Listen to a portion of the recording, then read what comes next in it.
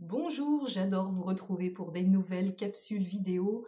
Aujourd'hui, j'ai envie de vous parler de sclérose en plaques. J'avais déjà fait une vidéo sur le sujet en mettant en avant que la sclérose en plaques pouvait, d'un point de vue psychogénéalogie, être en lien avec le fait d'être relié à une personne décédée et justement de ne pas s'autoriser à bouger, à se mouvoir, donc d'être empêché de bouger, de faire sa vie par rapport à la sclérose en plaques parce que vous êtes relié à une personne décédée et que donc par loyauté vous allez vous empêcher de vivre.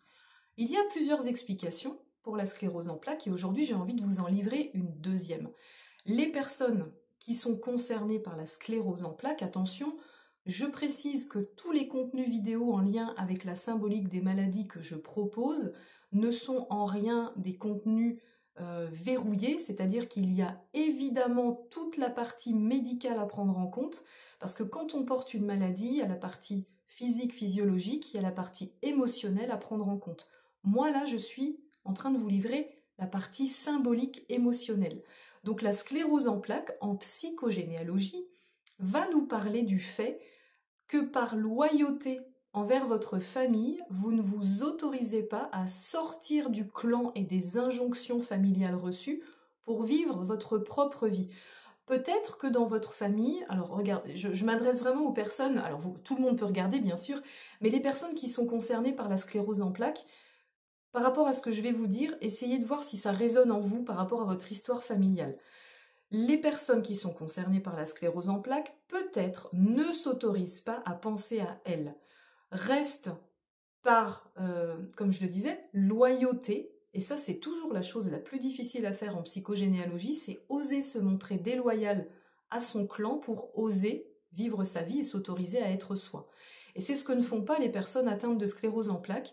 Elles restent dans un schéma familial qui ne leur convient pas, avec des valeurs qui ne sont pas en résonance avec les leurs, avec une façon de faire qui n'est pas du tout la leur.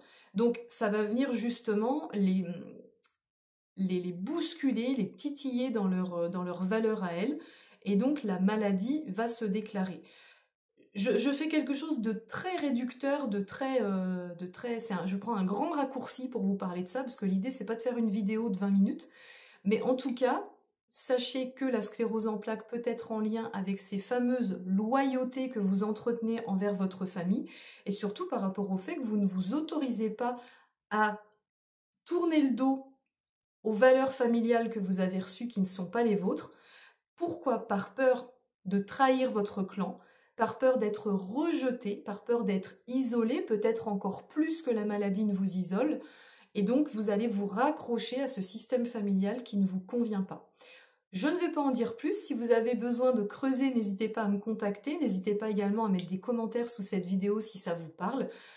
Si vous avez des questions plus personnelles, je vous invite à m'envoyer un mail mdkc39@gmail.com. Je réponds toujours avec grand plaisir à vos mails. Merci d'ailleurs de m'envoyer tous ces messages.